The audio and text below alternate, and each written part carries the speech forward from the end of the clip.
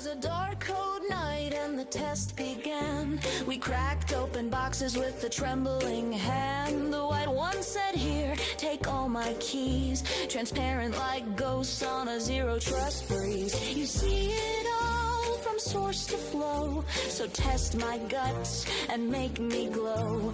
But from the shadows of millennial shock, they screamed aloud, "What's in the box? What's in the box? Malware, snacks, or 7 locks? I'll only know with code review, or if it's dark inference too. A payload grins, a scanner knocks, but no one knows what's in the box."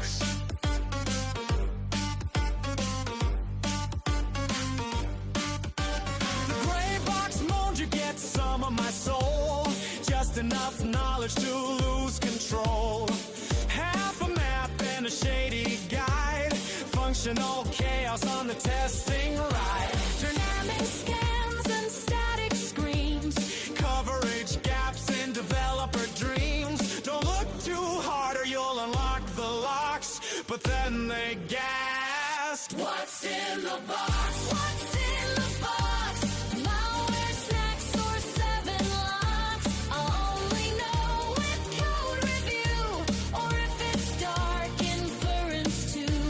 A payload grins, a scanner knocks, but no one knows what's in the box."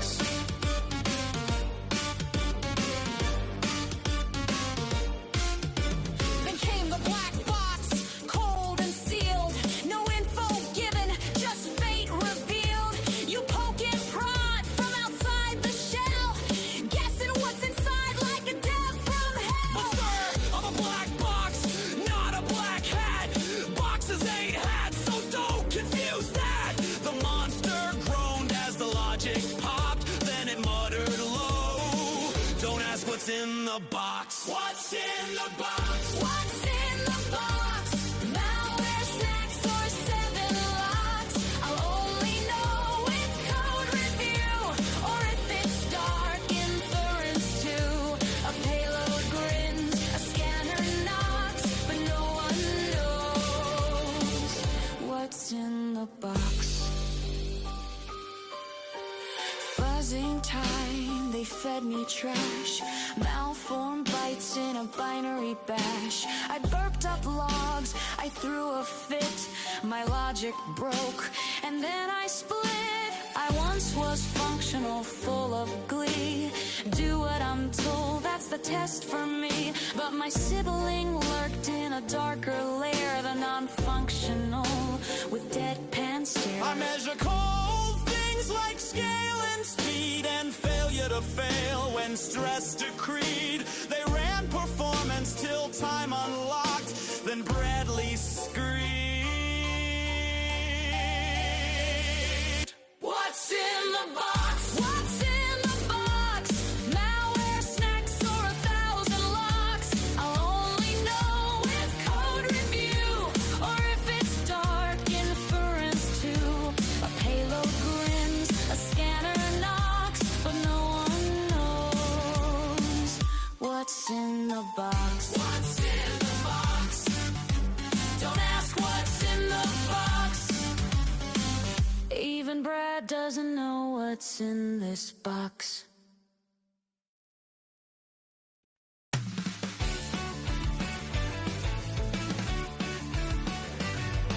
Rigid plans lock us down. Phase by phase we nearly drown. Documentation heavy load. Static steps block the road. We need responsiveness, adapt and shift. Iterate faster, deliver quick. Security built right from the start. Agility now fuels our art. Hear the call, it's DevSecOps. Integration never stops. Scrum aligns teams, goals refined. Waterfall now left behind. Continuous testing, rapid flows. Feedback loops so value grows. Scrum Master guides, product owner aligned. Dev team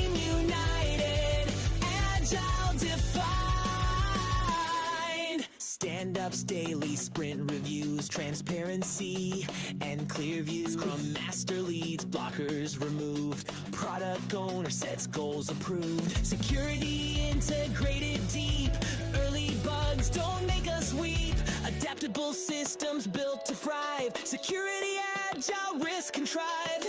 Every sprint refines our aim, deliver value without blame. Hear the call, it's DevSecOps.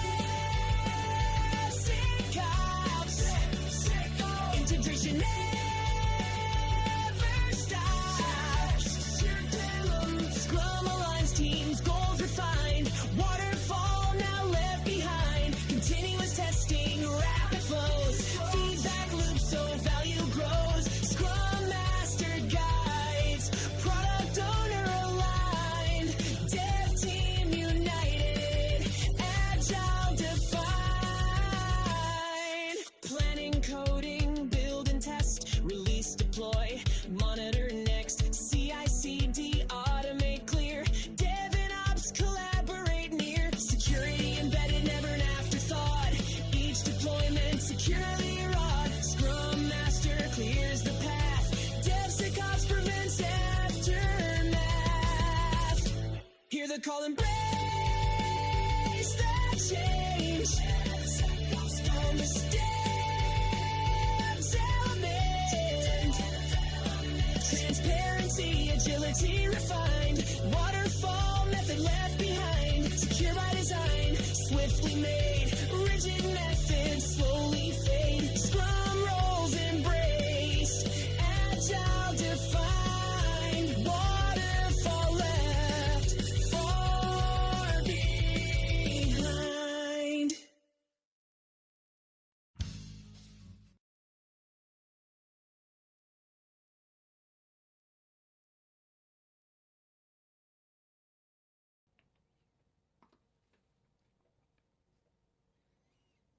Well, good afternoon, training campers. My name is Jarrett Heinz, and welcome to our 1-hour domain CISSP Domain 8 webinar. Thanks for showing up. Got a lot to cover here in the hour that we are together, and I do want to invite you as we are going along to ask any questions that come up or anything that organically makes sense to address as we move through the material. Very high level, we want to look at domain 8 in terms of why does this particular domain out of the 8 tend to be a sore spot for a lot of students? What are some of the specific things that you should focus on and some of the newer things that are changing? A tiny little editorial about what will very likely be on the test in the year-plus future to be looking forward to, especially if your trajectory isn't testing in the very near future. But more importantly, some of the immediate changes that we have seen in the industry. For example, at the end of 2025, we finally got an updated OWASP top 10 list fully ratified and instituted. So that exists, and we need to be at least a little bit aware of how that has changed things and how that will change a bit of the conversation moving forward.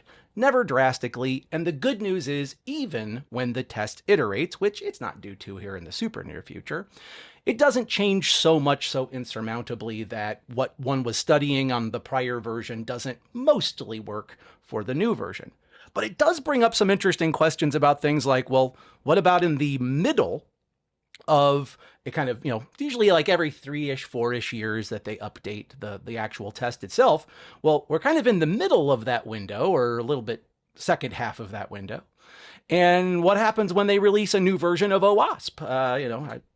Open Web Application Security Project has their top 10 list as kind of a go-to gold standard for addressing major web vulnerabilities. Well, now that it's updated, is that going to be on the exam? Well, the short answer is probably, but there's still a chance that knowing the old list might benefit you. So we're going to look at what's new on OWASP. We're going to talk about some of the methodologies that you need to be aware of and some of the things that are most likely to generate some resistance in fully identifying with the most important components of Domain 8. So that being said, as a webinar, we kind of move a pretty steady pace here and kind of hit the major themes as we go. But again, I do want to invite you to ask any questions or anything that might generate some clarity here as we go. We certainly have the luxury of time to incorporate that. And then I will invite the last few minutes of the full hour, any specific questions that folks might have that maybe doesn't get addressed in the slides, or things that you would like to entertain outside of, again, sort of the standard list of most important things that occur within Domain 8. So I'm going to tuck myself down here into the corner as we go, and kicking things off again, I want to be clear that we are looking not at every single thing that could be tested in Domain 8. That's definitely not something I could do in an hour anyway, at least not do it justice, but rather focusing on the items that are typically most problematic for students, because Domain 8 is a sore spot. Why? Well, all right, let's take a look at all 8 domains for just a second, and we'll talk a little bit about why Domain 8 tends to be a bit of a foreign territory for some CISSP candidates.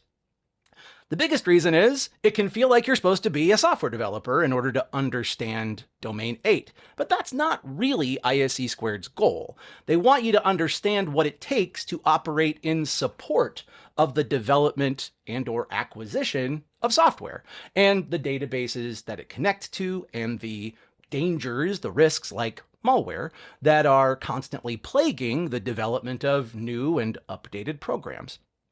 So the CISSP focuses heavily on not do you know how to write the code, but do you understand how code is written in a way that allows you to operationally protect it, to address the risk that is most significant to it, and to meaningfully respond. Now, we'll dig just for a second, we'll dip into that first domain, Domain 1, about GRC, to say, well, what are the risks that we're mostly addressing in the world of software?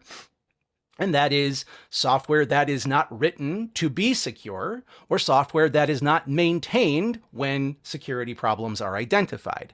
Those are probably the 2 biggest themes that Domain 8 is meant to address. But Domain 8 goes on to talk about generational code, as in the 5 generations, going all the way down to, machine and then assembly level, and all the way up to what we are now actually starting to see become mainline, what is kind of generically referred to as vibe coding, where we just ask for code and then code happens. And although it's not quite that direct yet, it's certainly heading that direction.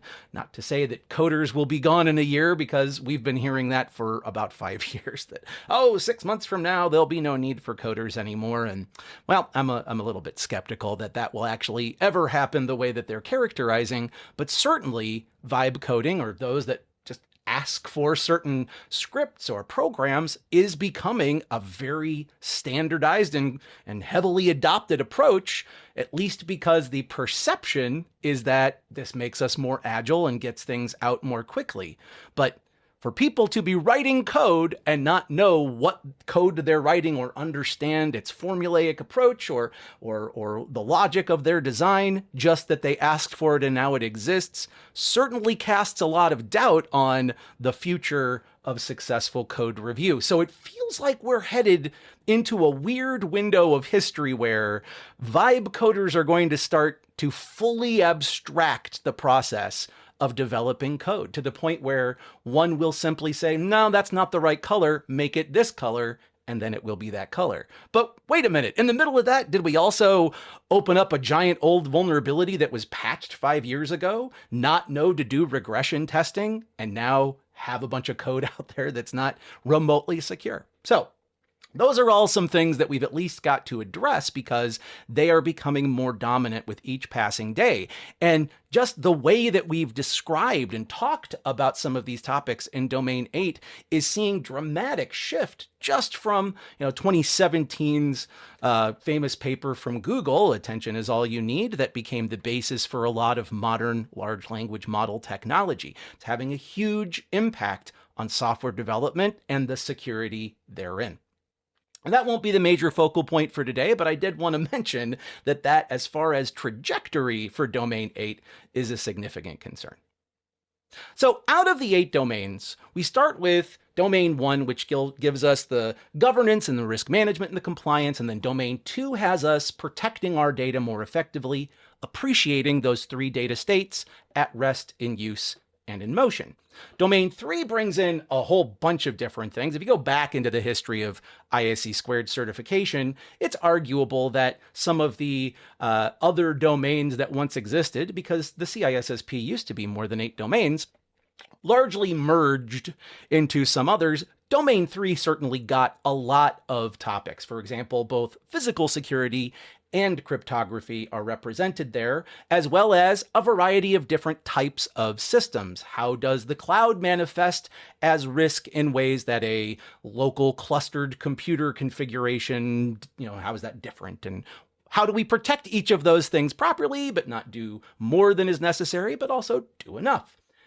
Then we get into domain 4, which is almost exclusively networking. How do we get everybody talking, and predominantly focusing on data in motion or data in transit. Domain 5 brings us to the world of identity and access management. How do we know you're you? What do you get because you're you? And how do we keep track of all of that? Domain 6 actually dips quite a bit into some of the topics that show up in Domain 8. And that's because Domain 6 is predominantly focused on testing and overseeing those things that we've deployed or that we're about to deploy. So we often end up revisiting some of those components in Domain 6 by virtue of revisiting the need for code review and static and dynamic testing that is a part of the Domain 6 conversation. Domain 7 shows up as our operational domain. This, how do we run all this stuff? How do we get things working and practically and pragmatically make sure it works and works well and that it's methodical? So a little bit of Domain 8 shows back up in that space with respect to things like DevSecOps, right? Where we are not just developing code in isolation in a silo, but rather there is an ongoing conversation, communication that occurs between operations and development. And in a secure focused for security first world, or at least security emphasizing world, we have DevSecOps to make sure that the glue that's filled in between the development process and the movement into operations and back into development is constantly considering security, which is heavily influenced by an appropriate software development lifecycle incorporating security components at each phase. All right, so having said that, first off, again, you don't have to become a coder in order to be good at what's in Domain 8, but you do have to potentially get comfortable with aspects of coding and scripting and even certain types of application deployment like containerization and tiered web applications to be able to speak to the potential risks of those things and the potential benefits of having them in the first place.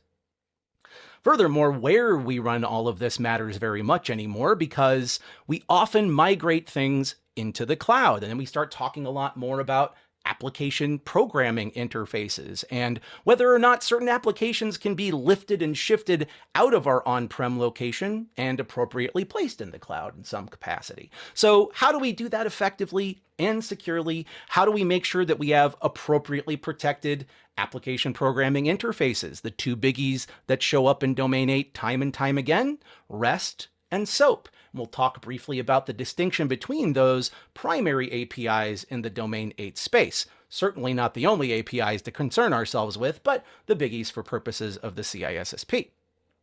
And then, how does one actually ensure that coding isn't absent of those security considerations, and how do professionals incorporate security without becoming obstructionists, right? We don't want to keep software from getting developed, and we don't want to diminish the agility and the market presence, for example, of a particular product that's being developed, and yet we do need to be able to ensure that it's developed in a way that's secure.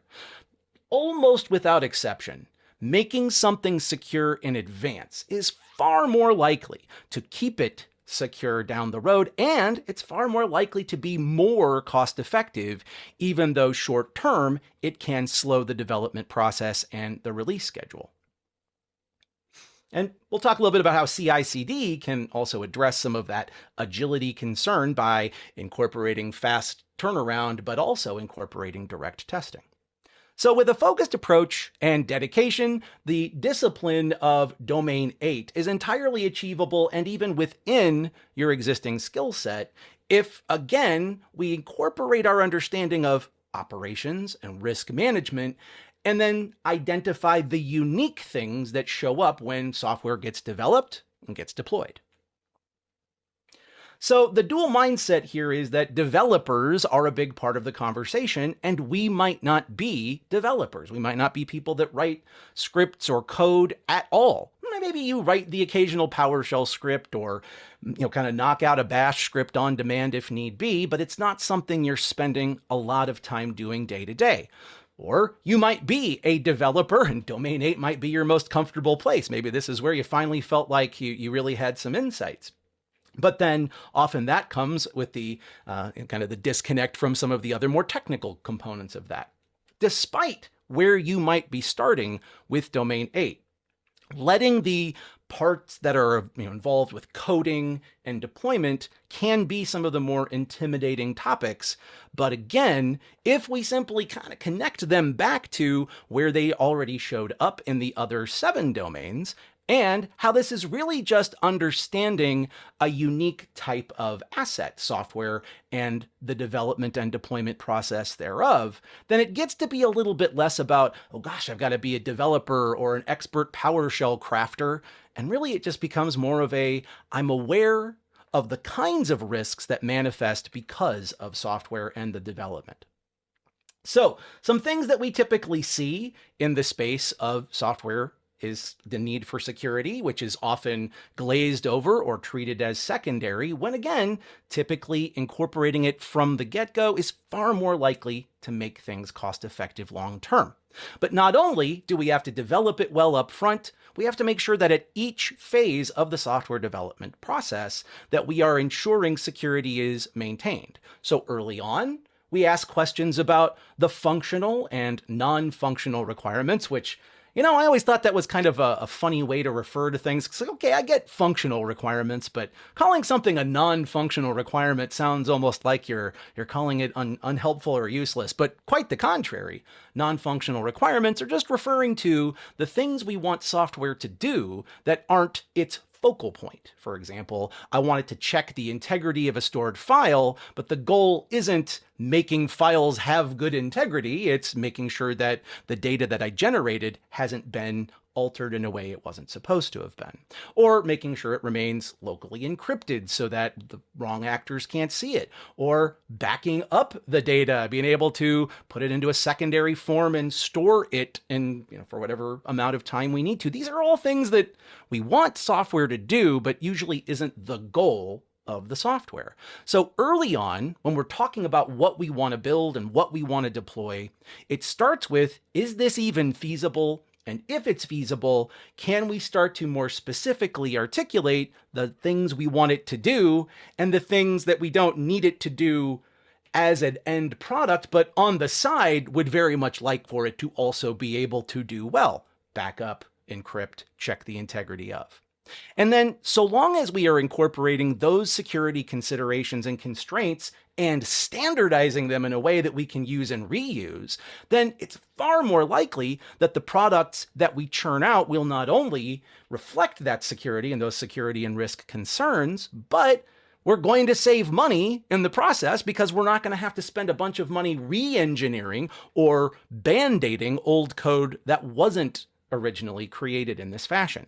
Now, I do want to mention one thing that gets kind of thrown into the Domain 8 conversation, but doesn't necessarily get a lot of attention, and that is legacy code. Stuff that you need to keep running, but isn't or wasn't made secure in the first place. You can't re-engineer or recreate bad old legacy code because, by definition, you wouldn't be keeping it around if there wasn't some good reason to hang on to this code, but it's not secure enough in its current form. So we have to take other steps that might not be editing or updating code around old end of life or end of service code to make sure it remains secure. And not to mention the fact that we should be periodically checking in on, do we really need to keep this legacy code around? And unfortunately, the answer is often, yeah. So how do we do that in a way that doesn't disproportionately introduce additional risk in the process? So there is sort of a tapestry of things that have to happen together to get that software development lifecycle to operate cyclically and not just at oh, you wanted this, here you go. done. Which is a little bit like how waterfall sometimes ends up panning out.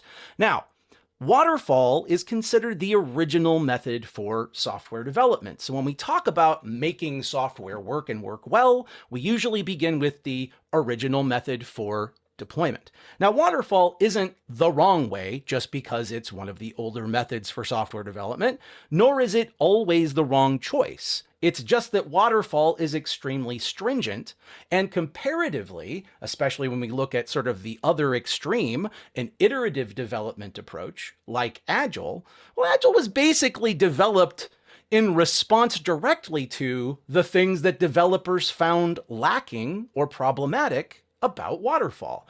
I wouldn't say there's necessarily a direct line between them in that capacity, but if you go read, for example, the Agile Manifesto, which was originally sort of the, hey, these are the things we identify in waterfall that are not sufficient, that keep us from making the kind of software or developing in a way that is as strong and as agile and as capable and as quick as we'd like for it to be, and fast or quick or more concentrated like Agile can be, doesn't necessarily mean less secure. And if done correctly with DevSecOps, can actually be considerably more secure, especially if we incorporate modern deployment techniques like what we get with continuous integration and continuous deployment.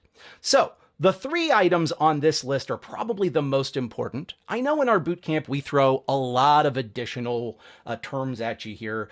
We talk a little bit about like extreme programming. You probably talked about computer-aided software engineering and the difference between doing an iterative deployment and a non-iterative, like a V model or a spiral development. And all of them are kind of borrowing pieces from each other. For example, the V model just emphasizes more verification than the waterfall model, but in like fashion, it's very stringent. Step 1 is accomplished, we move on to step 2, and then once we hit step 3, we never go back to step 1. So like water, over a waterfall, we don't turn around and go back, right?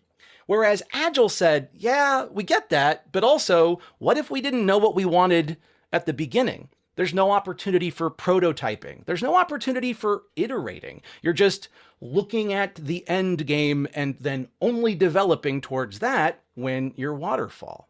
But with agility in mind, we're saying, well, we want to be able to pivot. We want to be able to communicate. We don't want change to be the thing that drags this down, slows it, or impedes it getting done. In fact, there is an argument to be made that the reason the terms verification and validation exist, where one means verify that it works and validate means I want it, is arguably waterfall's fault to some extent, right? Like, how could you end up with something that works the way you described and not want it? Because you didn't know what you wanted when you asked for it at the beginning of the project. Or waterfall took so dang long to get the actual code done that by the time they were done, it's what you asked for, but it's no longer what you require. So Agile is designed, at least in spirit, to try to address those shortcomings and to say, let's talk one-on-one, and it's expert at getting end user testing. User testing is considered one of the most important phases for final acceptance because who actually uses it? The end user. So if the end user says, this sucks and isn't what I need, then it isn't what your organization is likely going to want to deploy. Even if it fits the bill and is exactly what you asked for, it's not what you require. So Agile is much more flexible, and it's literally inviting feedback as often enough to, in a timely fashion, incorporate that feedback and pivot and change. Now, again, the Agile mentality is an approach to development that invites this feedback and incorporates it with each new iteration of code. But DevSecOps is sort of the context wherein Agile is likely to thrive. It would be pretty unusual to be developing with a waterfall approach and do that in a DevSecOps context. So again, the big distinction here is the first two, water and Agile, are a good way to think of the most polar opposite development techniques typically. I mean, I'm sure we could come up with greater extremes, but from a test perspective, those are kind of your bookends or at opposite ends of the development spectrum. Very stringent, very outcome-based, very contract-centric, whereas Agile is much more about the what do you really want? Let's hear some feedback, let's get and incorporate that feedback into the next iteration. Now, DevSecOps is meant to provide a meaningful, ongoing communication that methodically incorporates the development process into operations. As in, while we're making it, we're talking to the people that are going to turn around and run this thing so that they're not blindsided by a bunch of mandates and requirements that they weren't even made aware of until deployment day.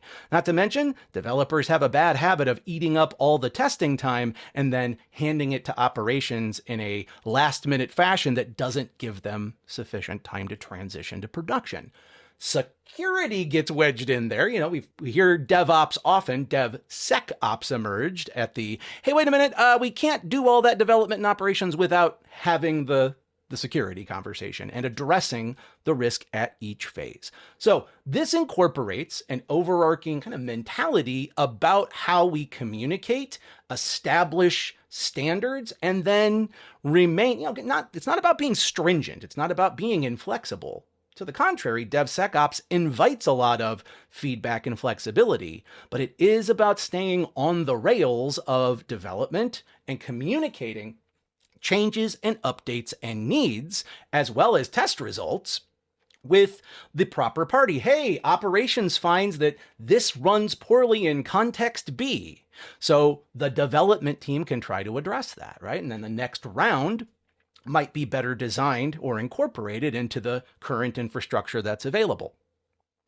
In addition, we often see DevSecOps manifest as kind of a blue-green development approach where we have what is already out there in production made available and a new version of that same product ready to go. The beauty of deploying in something like a platform as a service cloud environment is that this lends itself easily to a CI/CD approach. Continuous integration, where we would effectively have a series of developers committing their code. Committing their code into some sort of repository, and we often have many developers working and committing changes to that code as they go. And then we have some sort of production slot for a current version of that code. And by virtue of the way we can deploy this much more seamlessly and without a lot of the standard difficulties involved in getting code out and in a readied form, we can just pull an existing instance from the repository, put it in, say, a testing slot, a beta slot, and then see if that software functions properly. And when we're ready, we literally hit the button to swap those slots. Production becomes beta, beta becomes production. And if we go, oops, mistakes were made, rolling back is a matter of swapping again. So the ability to, again, quickly get new instances of code, test instances of code, and then swap them into production makes this incredibly efficient. This is really the spirit of DevOps. Yeah, so a Git is a standard repository. So the question asked was, is this kind of like, related to the world of Git, GitHub, GitLab? Yeah, absolutely. GitLab is a little bit more about having a place to do some of that testing and proactively run that through virtualization or containerization in a test format first. So yeah, it's inviting all of that connection. It's inviting all of that aggregation of the code development, the code testing, and the transition into a testable slot, and then ultimately into a production slot. And yeah, that Git involved, that's why Microsoft bought GitHub out and has been utilizing it heavily for deployment as well. One of the reasons why that makes life so much better is because we are allowing our coders a place to add their changes, and they can document what changes they made and when and why. And then other people can evaluate the aggregate code that they want to send out. Oh, we'll take all these new pieces, put it together as a new version of the code, and then let that go out. Another thing to note about this is that this is done immutably, which means that the instance that goes out into production isn't getting updated when you swap the slots. Rather, we are taking that code and saying bye and moving a completely different instance of code into it. Now, I'm leaning a little bit into domain 3 and the cloud conversation to add this, but one of the benefits of platform as a service is that added layer of abstraction that means we're not managing an operating system and storage and network and IP addresses and all that fun stuff. Rather, we just get to go, hey, I don't want to deal with the infrastructure. Just give me a platform upon which to deploy my code, or far more often in today's world, a Docker container, and makes, again, life a lot more agile, thus the name, right? So this is all about being able to make things, but not sacrifice our ability to do this quickly for security, or rather to sacrifice security in order to get things done more quickly. Now, it stands to reason that compelling coders to write with security in mind, it hasn't always been easy, because for coders, often it is hurry up and get your version out, not make sure it has been rigorously tested and thoroughly understood to be secured and ready. So we tend to look at how we generate code as a metric for how well the code is likely to end up being. That is to say, how well defined are your processes? Now, I should stipulate that the capability maturity model was originally developed out at Carnegie Mellon University's Software Engineering Institute, and in its original form in the 90s was entirely meant to certify specifically software development. In the early aughts, they decided to tack an I on the end of that, and capability maturity model integrated became really just a broadening of this maturation approach to any process. Meaning, I can look at any way you do something, doesn't have to be software specific, and I can say, hey, you're just kind of throwing chaos into the wind and hoping for the best there, not a mature approach to engaging in processes, especially standardized ones. Once it's managed, well, at least you've sort of got some of the craziest chaotic components under wraps, but you're still not doing it repeatably. Once it's defined, though, you've documented and standardized your processes, you have standard operating procedures, and you determine people follow them and don't actually just pay them lip service. When you get to level 4, you are measuring and controlling how well that process functions. So you can speak not just in general concerns, but rather in specifics. This is how well we do this. Here is the evidence that this works well. Finally, we get that level 5 optimization, and this is where we're just making it better. Now, not all processes necessarily have to achieve a level 5 to be considered sufficiently mature. In fact, this is one of our best, and this is kind of borrowing from a domain 1 term, gap analysis tool. I would like to be a 4, currently we're a 2. What does it look like to traverse that gap, to close it by knowing that's where I want to go, this is where I am? Well, sort of like saying I'm in San Antonio and I want to get to Orlando. Okay, I mean, I know where I started and I know where I want to end up, but now I got to figure out what the path looks like to get there. So a lot of mitigation and operational control and risk mitigation, all of that's going to go into creating sufficiently capable processes. And again, if you see CMMI, just note that usually means, and I'm painting with a broad stroke here, but usually that just means that it applies to any kind of process, not just software processes. Right? We also look at other elements, other programs that exist out there, like the Software Assurance Maturity Model, SAM. This is maintained in a fashion that is very similar to the Capability Maturity Model, but SAM is about security maturity specifically, whereas Capability Maturity Model, even the CMMI, is still just about how well the process is articulated, followed, measured, and improved. So SAM is much more about the security components of developing software. The CMM is something that you would answer if you were worried about the maturation of the way we do it. Now, security throughout every phase of the SDLC means we should probably be aware of what the phases are of the SDLC. Now, I have adopted a sort of a sillier way of remembering these things, which is define, design, develop, deploy, direct, and dispose.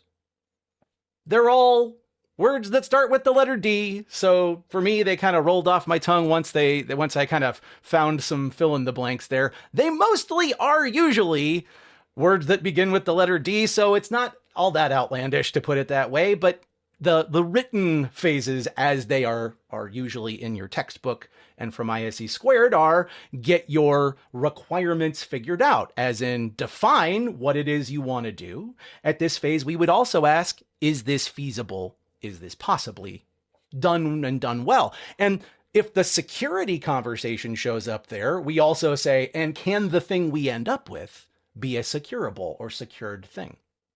So define the requirements. Can it be done? Do we want it? Do we need it? Design with those requirements in mind, both functional and non-functional, so we know what we want to end up with. And then the developers begin the development process. We define, we design, then the developers develop what's been designed with all those requirements that we at least ostensibly think are feasible. And then once they've gotten it done, we are moving from development into operational territory where the program becomes a usable deployed program. So at the point where we are moving into deployment, we are handing off to operations. Operations then operates, they run it, right? And usually those last two phases, operations and disposal, or direct and dispose, as I like to call them, just because, again, if you make them all words that start with D, it's a little easier to have them roll off the tongue. But nonetheless, a couple of other things that are listed here that aren't necessarily called out as an explicit phase necessarily, but needs to be a part of software development would, of course, be testing explicitly, right? So during the define and design phase, we would often include how will we know this is working and secure. And then in the design, we incorporate methods for knowing that this is secured. As they mentioned, during the implementation phase, we would probably move to a static review, a code review, where somebody other than the person that wrote it would sit down and review the code and determine that it didn't have backdoors or forgotten administrative bypass, stuff like that. That's not necessarily nefarious, but still could pose an issue. And of course, also nefarious things, if we have a bad actor who sets a logic bomb in an application they're developing so that if they get fired, it causes the database to delete itself or something. Yeah, we got to be on the lookout for those things as well, which is why there's a conflict of interest if you are reviewing your own code. Code review should include a different human and a different set of eyes. When we move into the additional testing phase, we're now trying to run the software and dynamically consider how well it works. Now, this is also sometimes affiliated with boxes. A white box, I like to think, hey, in a white box, all the lights are on and I can see everything. And in a black box, all the lights are off and it's dark. So I don't know the code in a black box that I'm testing. I know all the code in the white box that I'm testing. And having both perspectives can be extremely helpful.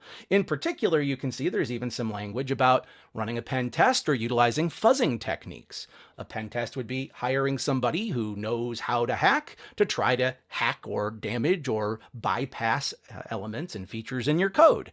And fuzzing is sort of a deliberate berating of the code with some sort of tool that is designed to throw things at it that it would normally not wouldn't do super well with, right? So, it's the old joke about the developer who's starting a bar and they walk in and order a beer, and then they walk in and order 2 beers, and then they walk in and order 10 beers. And then they walk in and order 1,000 beers. Then they walk in and order -5 beers. And then they walk in and throw poker chips at the mirror and jump up and down 3 times and scream and run out the door. All to just see what might happen if that's the case, right? So we throw a lot of weird stuff at our code. We throw a lot of repeatable and random data at the code to see whether or not it malfunctions. This is often looking for failures in the way it was developed, especially as it pertains to input validation, as in, is the input going into this program allowed to sneak in nefarious code or problematic components? And if so, how do we prevent that from repeating? So the ultimate goal is to get it into operational status and then allow the operations team to show us or illustrate problems, issues, deficiencies, or changes that need to be incorporated moving forward. Now, in today's world, zero trust is becoming all the rage for very good reason. Zero trust is really an acknowledgement that we've always done a poor job of being honest about how bad it is out there, in that in the past, we often considered everybody inside our wall to be safe enough, right? Everybody inside the walls has all of our best interests at heart.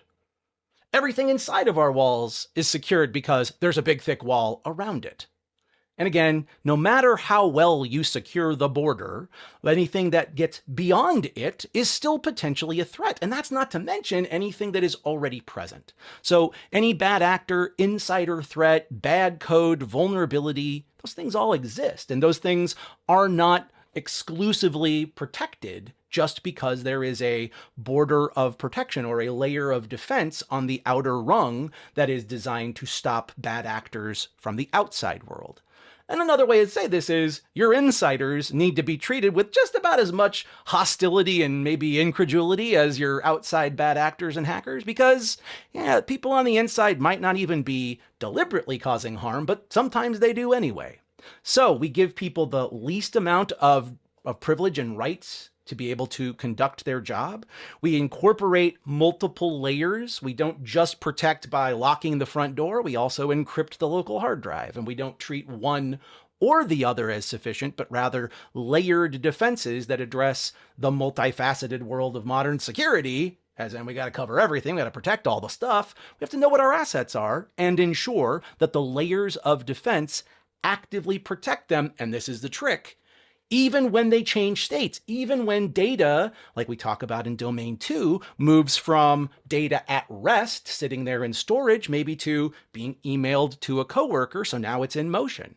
Is it protected in motion the same way it's protected at rest? Well, no. So how do we make sure that the level of that data flow is understood? And zero trust and least privilege focus heavily on don't give people rights they don't need, don't give them need to know knowledge they don't need to do their job.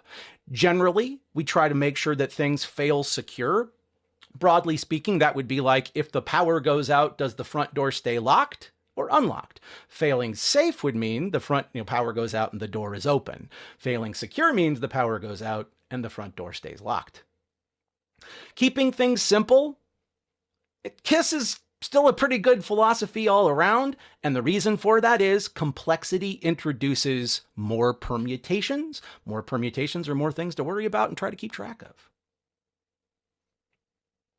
Now, when it comes to frustrations and misconceptions in the world of Domain 8, we're going to move a little faster through these slides just because it's more of a myth and a response here. But the fear is, well, I've never been a coder, or I only took a semester of Java 20 years ago, which is me.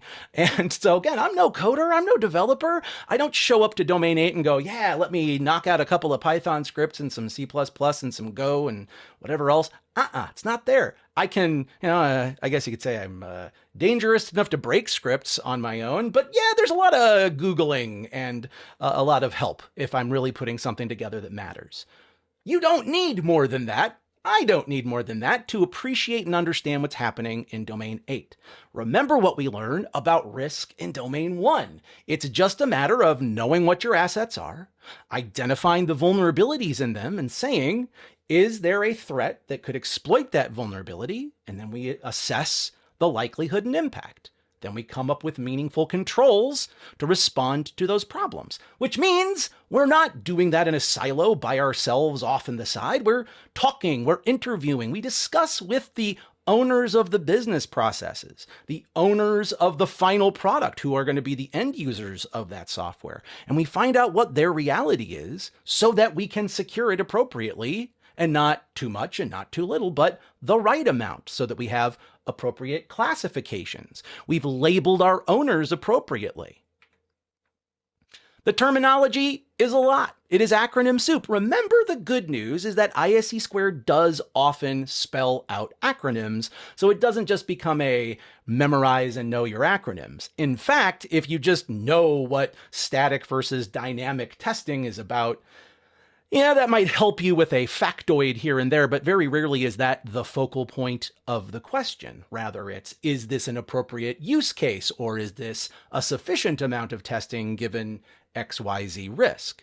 So questions will often follow a pattern of which tool best does this thing, or best addresses a vulnerability of this type during a particular phase of software development. So if you, for example, were to know that static runs on the source code, usually as part of a code review, because static means it's not running, it's static, it's sitting there. Whereas dynamic, it's compiled or running or whatever, and it is actively already visibly running as a program, and it's at least soon to be final form, then we can test that dramatically different way than reading over the code sitting on a blinking cursor's computer screen, right? Hey, there are wonderful tools built into integrated development environments now, many of which automate a lot of this process, but it still has to get done, and it's always a good idea to make sure a human brain paid attention to it at some point.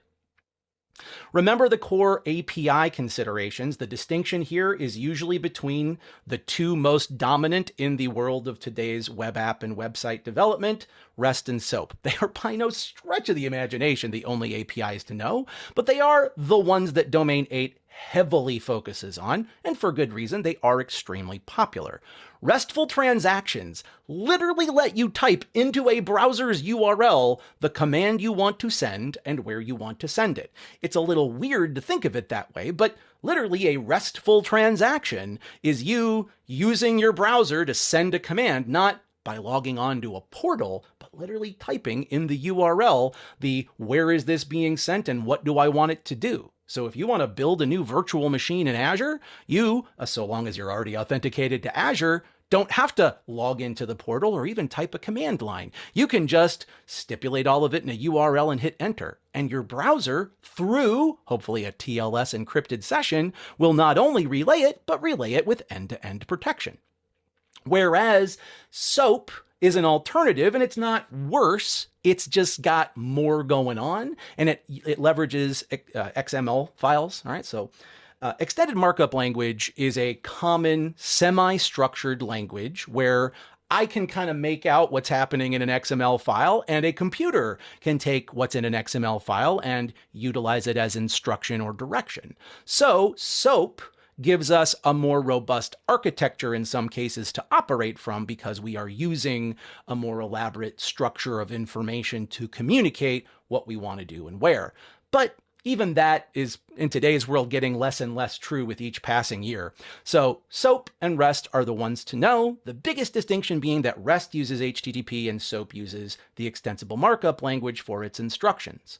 Another major distinction is in the world of federated authentication, many containers and backend services require some amount of OAuth, Open Authorization, currently version 2.0. But that's not where that federated technology ends up in all cases. OAuth is authorization. It determines what you can do because of who you are. But what if I need to add that I know you're you in the first place? Well, in identity and access management, we refer to IAAA. You tell me who you are, that's an identity. But if you make me believe you're that identity, you've authenticated. This is more of your Domain 5 material, but germane to telling a program or an app that you're you. So how do I tell the program I'm me? Well, OAuth is open authorization, what you get because you're you.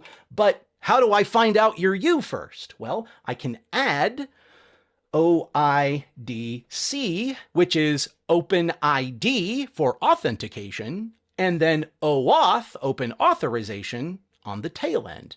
Combining those together gives us things like logging on to this new game with Meta and Facebook's account or Google's account, right? Thereby taking an existing credential, making that credential matter somewhere else, but not having to create a new account, right? You might have even done that for Zoom today, right? When you logged in, it said, hey, do you want to log in with Google? Well, you can because of OIDC. It said, hey, let's take your Google credentials and we'll make your, maybe back-end rights or services or access to your email available to Zoom. So it's not just, I know you're you, but I can also relay certain services or access to certain information. Maybe if you log into a game with Facebook, you don't just get to authenticate, but you also get to share all your Facebook friends and then play Farmville or whatever the current Facebook game du jour happens to be. And you should know the OWASP top 10. Now, I'm going to give you a very quick updated blurb. Again, we don't have a tremendous amount of time to go through the particulars here, so just very, very briefly, yes, we saw in 2025 a new version of OWASP come out. That usually happens about every 3 years, so it was on schedule. It did get delayed and delayed and delayed into late fall, but it did finally get fully ratified before the year was out. They say in the new top 10 list that we begin with broken access control, which means people can get to things they shouldn't be able to get to even without proving who they are. A just poor upfront configuration of either no security or a lack of it. Supply chain. Now, this was not called out as a specific term previously, but they've sort of hoovered a number of different concerns under this one umbrella, which is, where's my stuff come from? Right? And how do I know where it came from is free of defect, vulnerability, nefarious malware? Cryptographic failure, number 4, as in we didn't encrypt it or we did, but we did it poorly. Injection. Now, injection had spent a number of years at number 1, but that has since fallen to 3 and now 5. And I still mention to people like it's still in the top 10 and it's still in the top 5 of the top 10. So I would hardly call things like SQL and DLL injection a non-issue, but certainly it's nice to see that at least other things are becoming worse and injection isn't as prolific as maybe it once was. Insecure design means, again, we didn't take advantage of products that were designed with security up front. Authentication failures, well, all right, if we have broken access control, that means you're authorized to do things you're not actually authorized to do. If it's authentication failures, that means you can either lie about who you are successfully, or you're not actually required to make a claim of identity and prove it at all. Again, usually bypassing by some sort of failure or vulnerability inherent to the code accidentally. Software or data integrity failures. So again, we don't have an appropriate CI/CD pipeline that tests enough. Then we might introduce malware unbeknownst to us because somebody added it to the repo and we just pushed out a new slot with malware in it. That is not without precedent. Some of you might use CCleaner. Many years ago, CCleaner actually had its real code base attacked by hackers and infected. A signed proper version of CCleaner went out to countless customers who installed malware from a supposedly trusted source of software. That's also a reminder that digitally signing software means that's where it came from, not that's free of defect. Logging and alerting failures are mission critical elements here, right? We've got to know when something's failing. That, of course, is a part of zero trust continuous monitoring, knowing what's happening and having some timely response to those measurable items that tell me something might not be right. Too many queries or an odd time of day for access, those are all things we want to be looking for because they tell us that the circumstances of this risk are different or they've changed. Mishandling exceptions. This one is kind of a newbie on the list in its entirety. Improper error handling, though, is nothing new to the world of mishandling and poorly configured software. Now, often people treat securing code as slowing the code. And look, reality is, yes, when we add security to things, we generally slow it down. There are some unusual exceptions to that here and there, but by and large, security is gonna make it take longer and cost more upfront. But security does slow development, and that slowdown is sort of like saying, well, I'm driving the speed limit on the highway because driving 30 miles over the speed limit could put me in a lot of danger or others around me. And in like fashion, slowing down and doing it the right, safer way might not get me there as fast, but I'm not nearly as likely to introduce a series of problems and vulnerabilities that then profoundly cost me down the road. So balancing without becoming an obstructionist, right? You don't want to become the person keeping it from happening properly.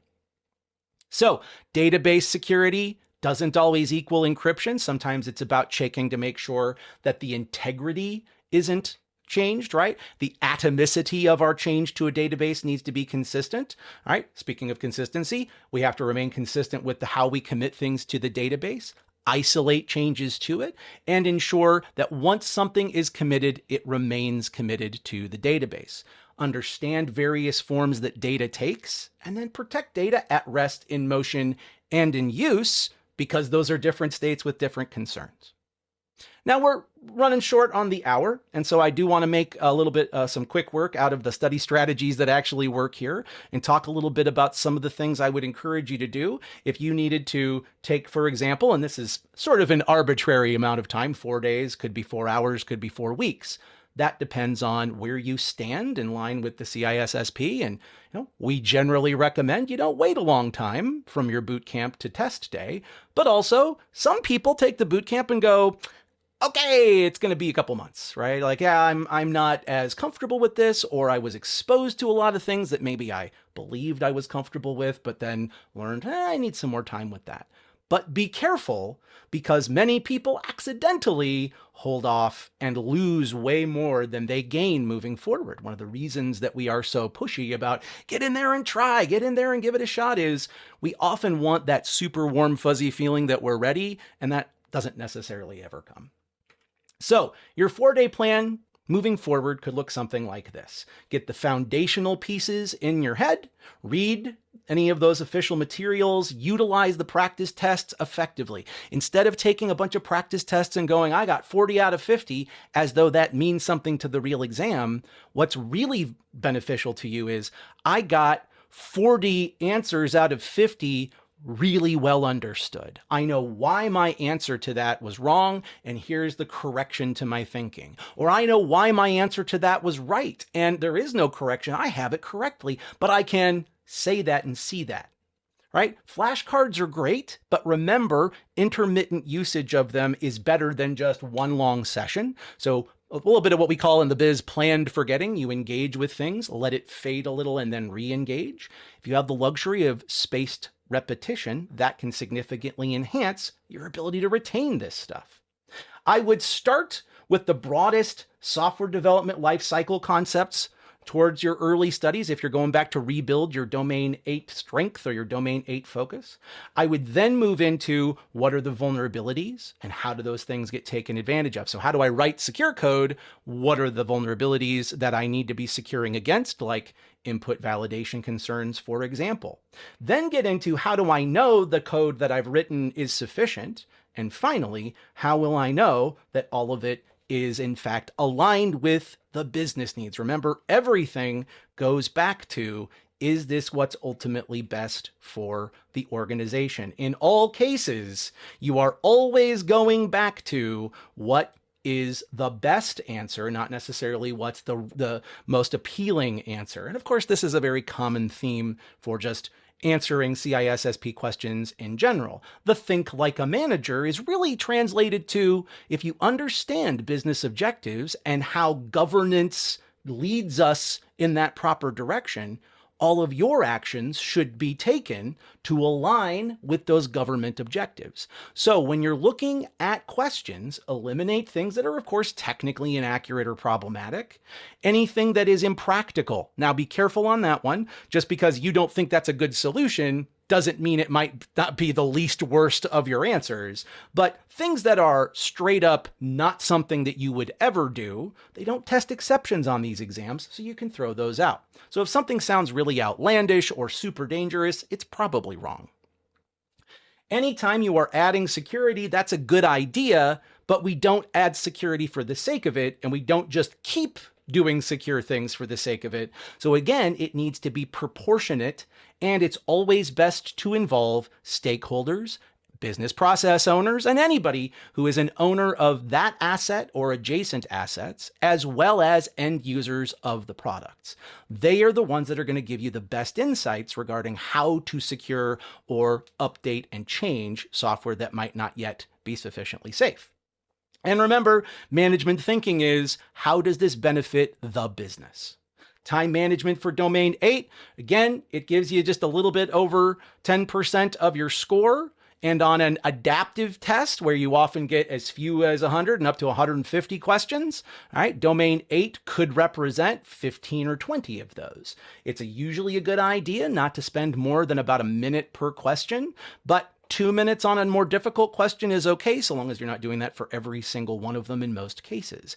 If you're stuck, normally we would say mark for review and move on, but this doesn't work anymore, right? Because it's an adaptive test. So the whole, I put it on there to say don't do that, because if you're stuck and you mark something for review and you move on, you can't go back to it on the CISSP. And most people are used to CompTIA, Ethical Hacker, Microsoft testing, where you can mark something and go back to it. You cannot take that approach on an adaptive test. Remember, what I answer on one question changes how the next question will be presented.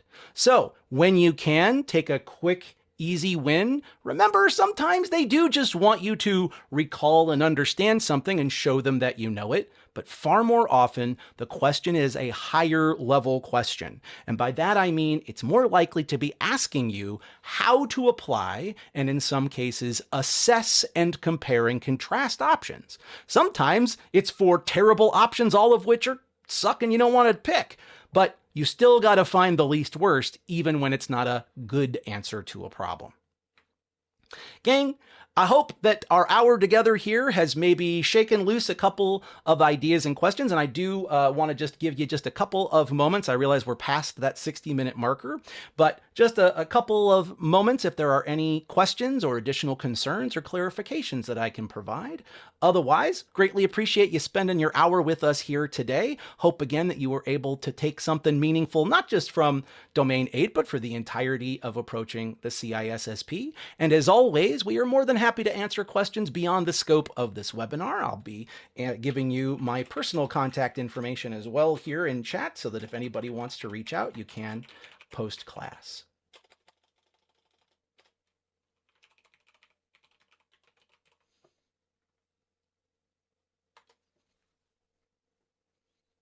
Right.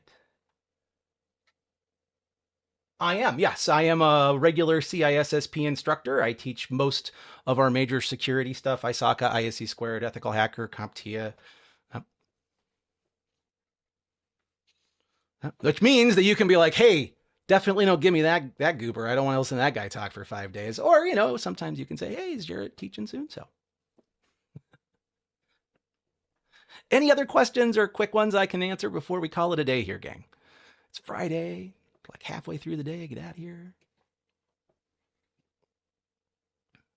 Absolutely. Thank you so much, everybody. Have a great weekend. Best of luck on your CISSP, and we'll see you next time at training camp. Be well, everyone.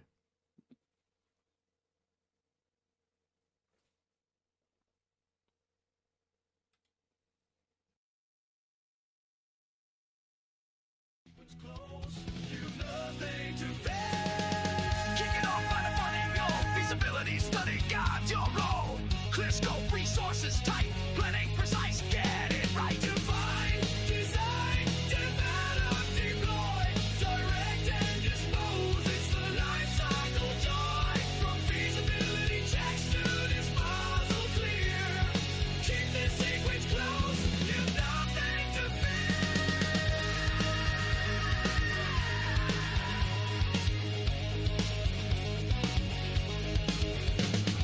Architecture solid, methods clear, DevSecOps embedded, no threats here. Secured by design, integrity intact, build foundation strong, that's a define, design, develop, deploy, direct and dispose. It's the life cycle joy, from feasibility checks to disposal clear. Keep this sequence close, you've nothing to fear. Develop it well, coding on track, unit tests rigorous, no going back. Testing detailed, white box black, deploy it smoothly, hand off exact. Define, design, develop,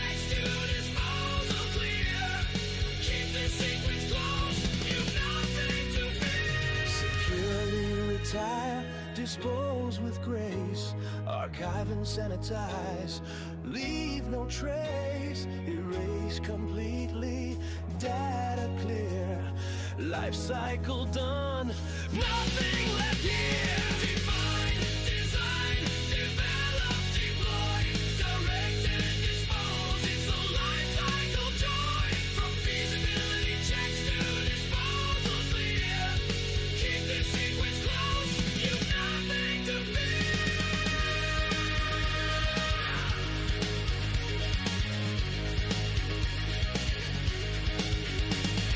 Life cycle blues memorized with these. ESC 2 phases, master these.